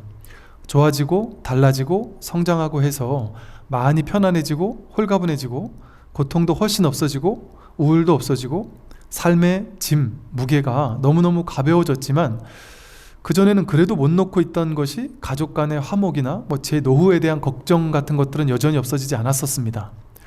저를 끝까지 붙들고 있던 그 무거운, 제 스스로 짊어지고 있던 그 평생의 무거운 짐이 그런데 어느 날 내려져 버렸습니다. 그리고 삶을 더 가볍게 또 즐기면서 살게 되었습니다. 예전에 가벼워져서 행복하다, 즐겁다라고 말씀드린 것에 비하면 지금은 완전히 자유롭습니다. 제가 스스로 생각으로 저를 걸러 넘어지게 했고, 저를 묶어서 오도 가도 못하면서 괴로워하고 고통스러워하고 두려워하고 무서워했던 것들로부터 자유로워졌습니다. 특별한 계기가 뭐였냐? 딱히 없습니다. 그냥 계속 법문 듣고 저를 알아차리고 스님 가르침 떠올리면서 제 삶에 적용도 하고 깨닫고 싶어서 몸부림이 날 정도로 간절해 하기는 하면서 지내고 있었습니다. 제가 성장했습니다, 달라졌습니다가 아니고, 제가 아주 확 다 뒤집어진 듯 그냥 내면이 완전히 달라져서 자유로워서 새처럼 홀홀 날고 싶습니다.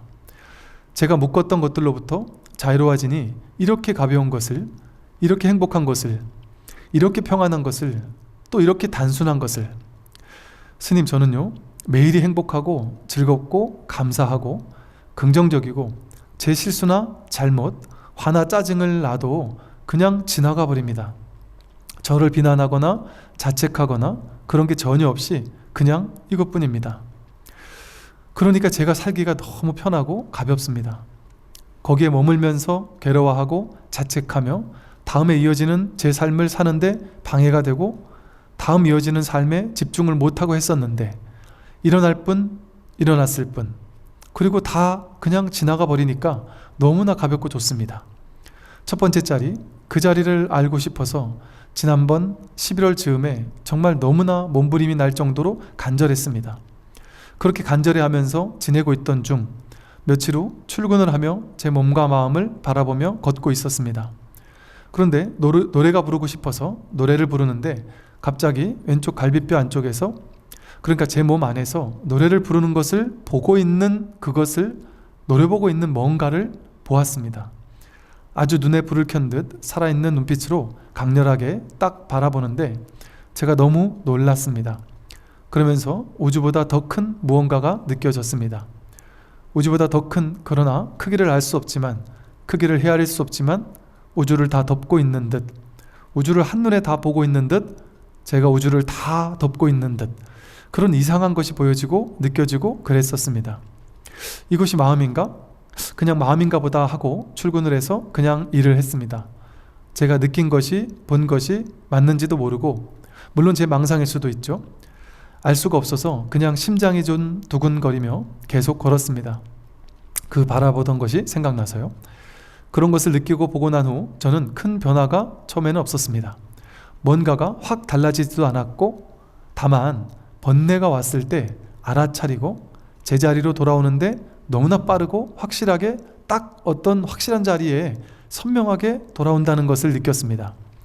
그리고 12월 계기들은 있었지만 제 노후나 가족에 대한 집착들이 확 놓여지면서 저는 자유의 몸과 마음이 되었습니다. 그러면서 저를 올감했던 제 기질이나 성격이나 도덕성 때문에 스스로 묶여있던 것들로부터, 힘들던 것들로부터 자유로워지며, 저는 그냥 자유하다는 말씀이 저를 요즘 표현할 수 있는 최고의 단어인 것 같습니다. 저는 다음 생에 새가 되고 싶다는 생각을 늘 하고 살았습니다. 제가 너무나 자유가 없다는 생각에 뭔가에 너무나 묶여 있어서 괴롭다는 생각이어서 답답해 했습니다. 그래서 집 근처 산에 가서 나무들 사이로 부는 바람 소리를 들으며 그 바람을 느끼며 자유롭게 새가 되어 나는 상상을 했는데 진짜로 독수리가 되어서 제가 나는 듯한 느낌도 생생히 느낀 날도 있었습니다. 이제 상상하지 않아도 됩니다. 지금 제가 새가 되어 자유롭게 살고 있으니까요. 스님께 저의 달라진 모습을 말씀드리려니 갑자기 울컥해진 이유가 스님 생각이 나서요. 스님을 만나지 않았더라면 저는 없다는 생각을 하니 울컥했습니다. 이 기나긴 고통의 터널에서 이 환한 빛, 자유의 빛을 보는데 참으로 길고 오랜 시간이 걸렸지만 제가 달라지려니 종이 한 장 차이로 확 단박에 바뀌어버리는 것을 체험을 했습니다. 물론 아직 갈 길이 멀고 먼 것을 압니다. 그렇지만 제가 삶에서 엄청나게 빠르게 성장하고 달라진 것에 감사함, 행복함을 느끼며 하루하루 잘 살고 있습니다. 이런 이야기를 이렇게 보내주셨어요. 이런 이야기들을 제가 한 번씩 접할 때마다 제가 좀 깜짝깜짝 놀랄 때가 있을 정도예요. 저러다 깨달을 수도 있나? 저렇게 가능하단 말이야? 제가 깜짝깜짝 놀랄 정도로. 그러니까 제가 이런 걸 보면서 요즘에 느끼는 것이, 야, 정말 이건 무문관이구나. 따로 길이 없는 길이구나. 어떤 특정한 방편에만 있는 길이 아니구나. 꼭 불교를 통해서만 가는 길도 또 아니구나. 정말 길 없는 길. 그러나 괴로움 속에서 벗어나야 되겠다라는 그 공통점이라면, 괴로움 속에서 벗어나야 되겠다라는 괴로움을 처절하게 느껴봤던 사람, 그리고 이 괴로움에서 벗어나겠다라는 마음이 있었던 사람, 이런 사람이 불교도 몰랐는데 문득문득 깨어나는 경우도 있고요. 이런 사람이 나중에 불교를 공부하다가 깨닫는 사람도 있고, 또 뭔가 이 간절한 발심, 이 괴로움을 통해 불교로 들어와서 이 법문을 듣다가 내 인생이 괴로우니까 여기서 벗어나야 되겠다라고 발심을 하고, 그리고 법문 듣다가 깨어나는 사람, 이런 경우가 가장 많긴 하지만 그런 다양한 경우들이 있을 수가 있다. 조금만 더 보겠습니다. 물었다. 저희 입장에서 본다면 어떤 것이 텅 비고 신령스럽게 하는 공적영지의 마음입니까? 공적영지를 앞에서 말했다 보니까 이렇게 답하는 거죠. 그대가 지금 나에게 묻는 그것이 바로 그대의 공적영지의 마음인데 어째서 돌이켜 비추지는 않고 밖에서 찾는가? 스님, 공적영지의 마음이 도대체 뭡니까? 그게 공적영지의 마음이란 말이에요. 공적영지가 도대체 뭔지 모르겠습니다.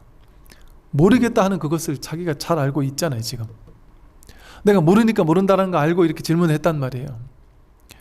내용물은 중요하지 않아요. 아느냐 모르느냐는 중요하지 않아요. 내가 모른다는 걸 확실하게 알고, 안다라는 것을 확실하게 알고, 뜨거운 손에 물을 대면 뜨겁다는 걸 알고, 차가운 손에 물을 대면 차갑다는 걸 알고, 이렇게 질문하고 있는 이것을 통해 이 살아있는 깨어있음이, 이 살아있음이 이렇게 자기가 경험하고 있는 거거든요. 도대체 공적영지가 뭡니까? 도대체 법이 뭡니까? 그 묻고 있는 너다. 그 묻고 있는 그것이 바로 그거 아니냐? 내가 이제 그대의 분상에 의거해서 바로 본래의 마음을 가리켜 직진심하여 그대를 깨닫게 할 것이니 마음을 깨끗이 하고 내 말을 들어라. 항상 이렇게 마음을 깨끗이 하고 내 마음을 들어라. 분별하지 말고 해석하지 말고 들어라 이 소리예요. 해석으로 듣지 마라. 분별해서 듣지 말고 그냥 들어라 이 소리예요. 아침부터 저녁까지 하루 종일 보고 듣고 웃고 말하고 혹은 성내거나 기뻐하거나 또는 옳다 그르다 하는 가지가지의 행위와 동작은 필경. 누가 그렇게 하느냐? 보는 거 누가 보느냐? 보는 놈이 누구냐? 듣는 거 누가 듣느냐? 웃는 거, 말하는 거, 썩내는 거, 기뻐하는 거, 썩내는 거, 이 나쁜 놈하고 썩내는 이거 누가 하느냐? 그게 바로 부처인데. 기뻐하는 거, 옳다 하는 거, 그르다 하는 거. 옳다, 그르다는 분별이잖아요. 근데 분별의 내용 따라가기 전에 옳다 하는 이 마음, 그르다 하는 이 마음, 옳고 그르고라는 내용을 따라가지 않으면 그 옳다 이전에 옳다가 바로 이거고, 그르다 이전에 그르다가 바로 이거란 말이죠. 이렇게 하는 가지가지의 행위와 동작은 필경 누가 그렇게 하고 있느냐? 만약 육신이 움직이게 하는 거라면 내 몸이 하죠 이런 게 하는 거라면 어째서 금방 목숨이 끊어진 사람은 몸은 아직 썩지도 않았는데 지금 눈이 딱 끊어진 사람은 눈으로 보지 못하고 코로는 냄새 맡지 못하고 혀로는 맛을 보지 못하고 몸은 움직이지 못하고 손은 잡지 못하고 발은 걷지 못하느냐? 그러므로 보고 듣고 움직이는 것이 반드시 그대의 본마음, 본심이지 그대 육신이 아님을 알 수 있다. 육신이 하는 게 아니다. 육신이 하는 게 아니에요. 육신이 하는 거면 눈 뜨고 있으면 다 봐야 되잖아요. 눈 뜨고 못 보는 경우 태반이죠. 눈 뜨고 뭐만 봐요? 자기 관심사만 봅니다. 자기 좋아하는 것만 봅니다. 여행을 갔어도 여행기를 보면 다 달라요. 자기가 좋아하는 것만 보니까 자기에게 본 것이 달라요.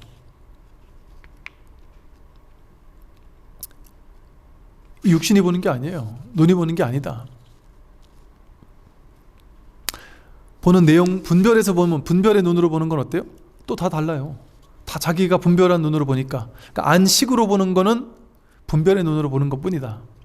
안식으로 보는 것 이전이란 말이죠. 안식은 보자마자 분별하는 마음을 안식이라 해요. 보자마자 분별해서 아는 마음 이전이다. 첫 번째 짤이다. 그러나 이것도 여기 말하는 것처럼 소소영령하게 아는 마음이라고 했단 말이에요.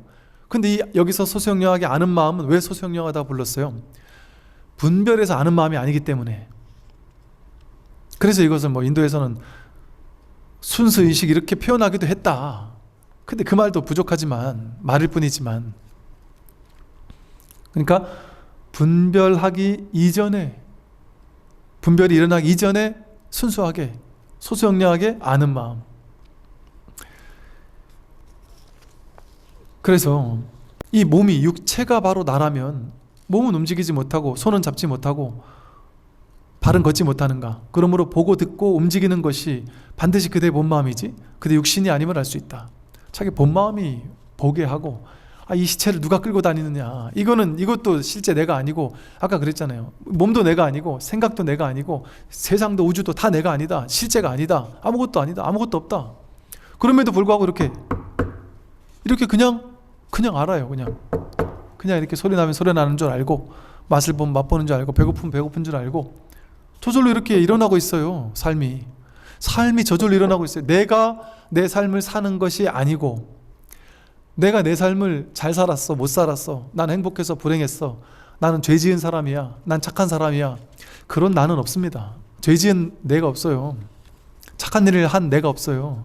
내가 그 일을 한 내가 없습니다. 나는 그 일을 하지 않았어요. 그냥 그 일이 인연 따라 벌어졌을 뿐이에요. 연기법의 소행이 있어요. 내가 한 일이 아니고 그냥 연기법이 일어난 거예요. 그냥 연기법에 따라서. 그런데 이 생각이, 내가 그때 그거 했어, 나 잘했지 하고 인정받고 싶어 하고, 내가 그때 그걸 못했어, 나는 나쁜 놈이야, 나는 죄를 받아도 싸하고 죄의식에 사로잡힐 뿐이에요. 자기가 그런 자기가 없어요. 죄를 지은 자기도 없고 복을 지은 자기도 없습니다. 인연 따라 일어나요. 근데 우리는 아닌데요, 저는 제가 스님 법문을 들으러 올 건지 말 건지를 제가 아침에 결정하는데요, 오늘 아침에도 제가 일어나서 갈까 말까 막 고민하다가 결국엔 내 자유의지로 갈 거를 선택했는데요, 밥 먹을 때도 그렇고 애들 학교 대학교 보낼 때도 그렇고 다 내가 선택했는데요, 이 남편하고 결혼할까 말까 내가 선택했는데요, 그 선택한 내가 없습니다. 그 선택은 어떻게 내려졌을까요? 내가 선택한 게 아니고 사실은 일어난 거예요.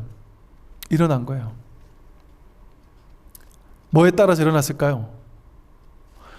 자기 업습에 따라서, 살아온 업의 습관, 업습에 따라서 그 결론을 그렇게 내게 돼요. 예를 들면 이러죠. 딸이 아빠를 맨날 욕하면서 난 아빠 같은 남자랑 죽어도 결혼 안 할 거야 하면서 나도 모르게 아빠 닮은 남자를 선택해요. 자기도 모르게. 나중에 선택하고 나서 나중에 보니까 내가 그렇게 싫어했던 아빠 닮은 남자였네, 이놈이. 그때 가서 깨달아요.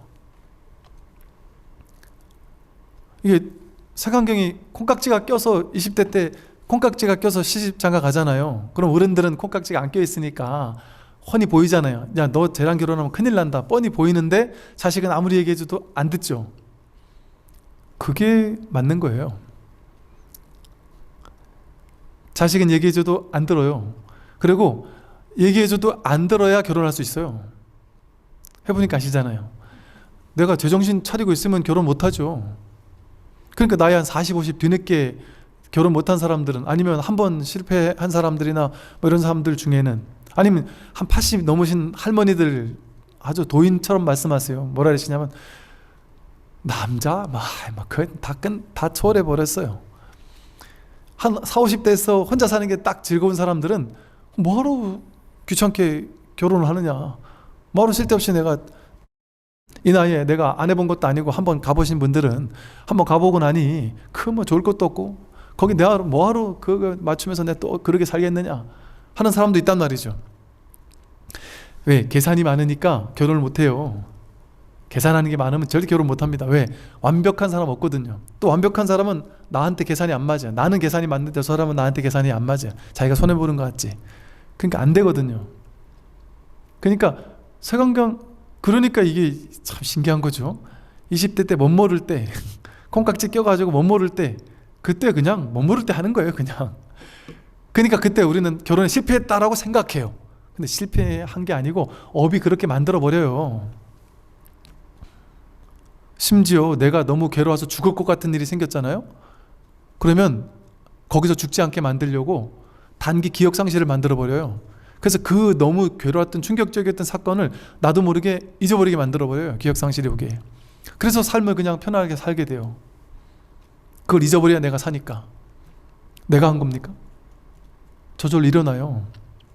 그런데 저절로 일어난 것에 대해서 내가 사사건건 해석하죠. 분별해서. 내가 했어. 내가 잘못했어. 내가 실수했어. 나라는 아상을 개입시켜서 내가 잘했다, 내가 잘못했다라고 자꾸 분별을 입히는 것뿐이에요. 그런 일이 본래는 없다.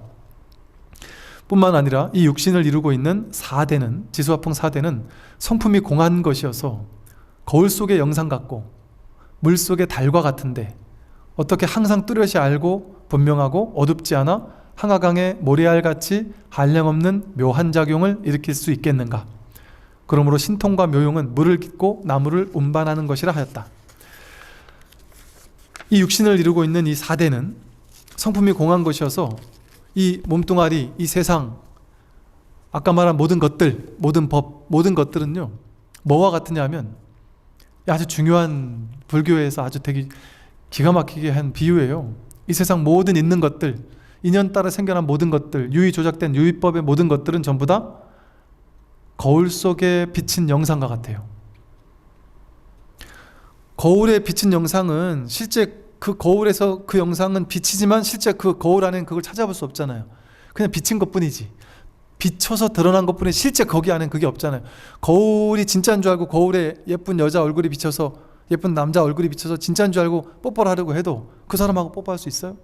거울 표면에만 뽀뽀 못해요.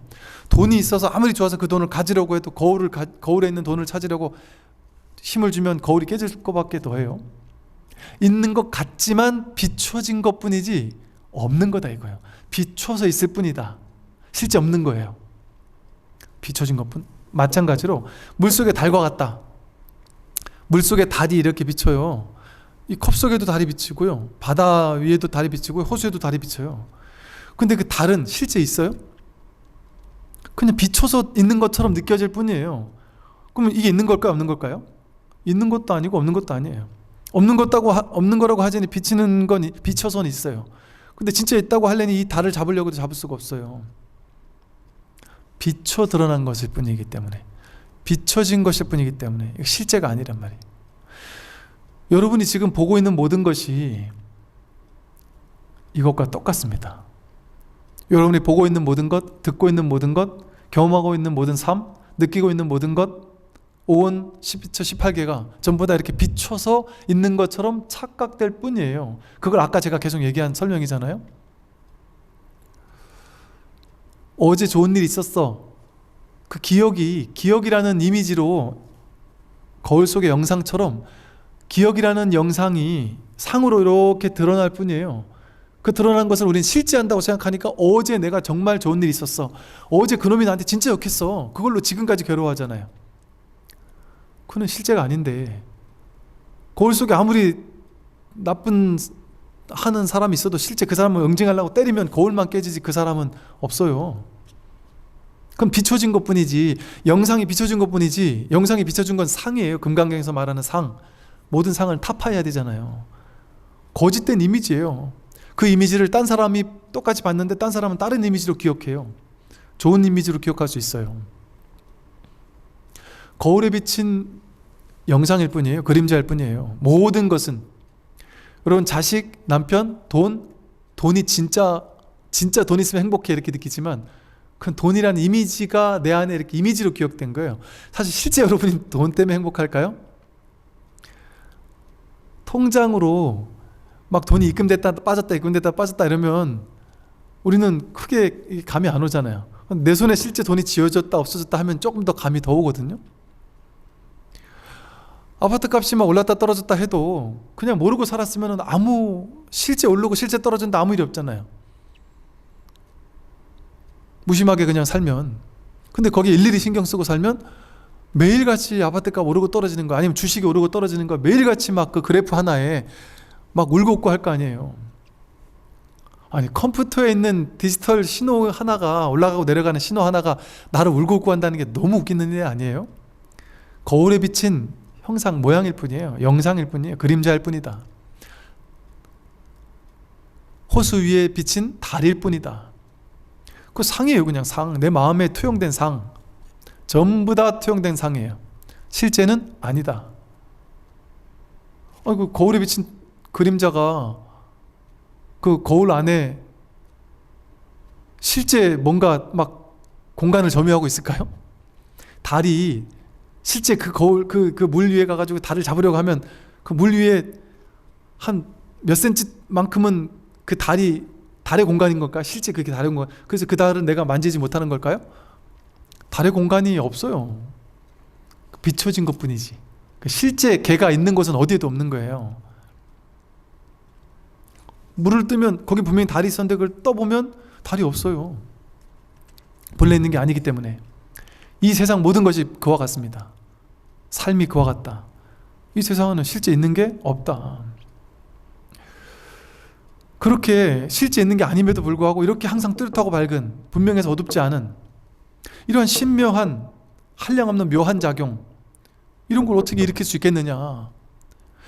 아무것도 없는데도 불구하고 이렇게 들을 줄 알고, 볼 줄 알고, 말할 줄 알고, 행동할 줄 알고, 움직일 줄 알고, 여러분 이렇게 삶을 살 줄 알아요. 늘 이렇게 살고 있어요. 이게 진짜 신기한 일 아니에요? 텅 비어서 공한데 아무것도 아닌데, 무한데 아무것도 없는데, 이렇게 아무것도 없는데 또 이렇게 거울 속에 비친 영상이 이렇게 진짜처럼 움직이고 있어요. 이렇게 말하고 있고, 제가 스님인 척하면서 설법이라는 영상을 찍고 있고, 여러분은 신도님인 척하면서 또 얘기를 듣고 있고, 이런 일이, 이게 신묘한 일이에요. 신통묘한 작용이다. 신통 변화란 말이에요. 실제 변화가 없는데 이렇게 스님으로 변하고 신도로 변했잖아요. 이게 신통 변화예요. 이게 신통자지한 일이에요. 이게 임재 스님이 말하는 선의 시크릿이에요. 요즘 서양에서 뭐 시크릿 이래서 되게 유행했지만 실제 시크릿이, 비밀이란 말이 여기서 나왔어요. 이게 비밀이에요. 근데 진짜 비밀은 다 드러나 있는 거예요. 드러나 있는데 본인이 못 보는 거죠. 진짜 비밀이 이렇게 100% 드러나 있으니까 못 보는 거예요. 그러니까 옛날 이런 얘기 있잖아요. 우화 같은 것도 보면 어디다 숨길까 했는데 너무 귀한 거라 숨길 수가 없는 거예요. 다 드러나게 숨긴다 이러잖아요. 다 드러나게, 100% 다 드러나게 숨겨버리니까 그 누구도 찾지 못하는 거예요. 아무도 못 찾았잖아요. 부처님만 딱 찾아가지고 이걸 우리에게 이렇게 일러주시는 게 얼마나, 이걸 어떻게 찾았을까요? 어떻게 찾았을까요? 정말 이것을 100% 드러나 있기 때문에, 나로서 드러나 있기 때문에 찾을 수가 없단 말이에요. 이게 신묘한 일 아니겠어요? 이게 신통한 일이고 신통묘한 일이고, 이게 신통묘용이다. 이게 신통력이, 신통력. 그러니까 이 신통력을 써서 우리는 물 한 모금을 마셔요. 목마른 줄 알고, 목마르면 물 마실 줄 아는, 이게 신통력이에요. 신통변화예요.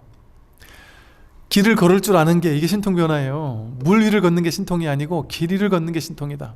하늘을 아는 게 신통이 아니고, 배고플 때 배고플 줄 아는 게 신통이에요.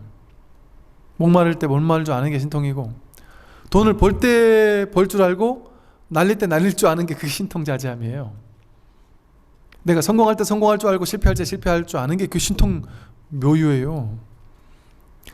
젊을 때 젊은 줄 알고 젊었을 때도 있고 늙었을 때도 있는 거, 이게 진짜 신통자제함이에요. 늙지 않고 평생 탱탱한 피부를 간직했으면 좋겠다, 이건 허망한 망상이고, 늙는 게 신통함이에요. 변해가는 게 신통함이고요. 오늘 여기까지 말씀드리겠습니다. 선물하십시오.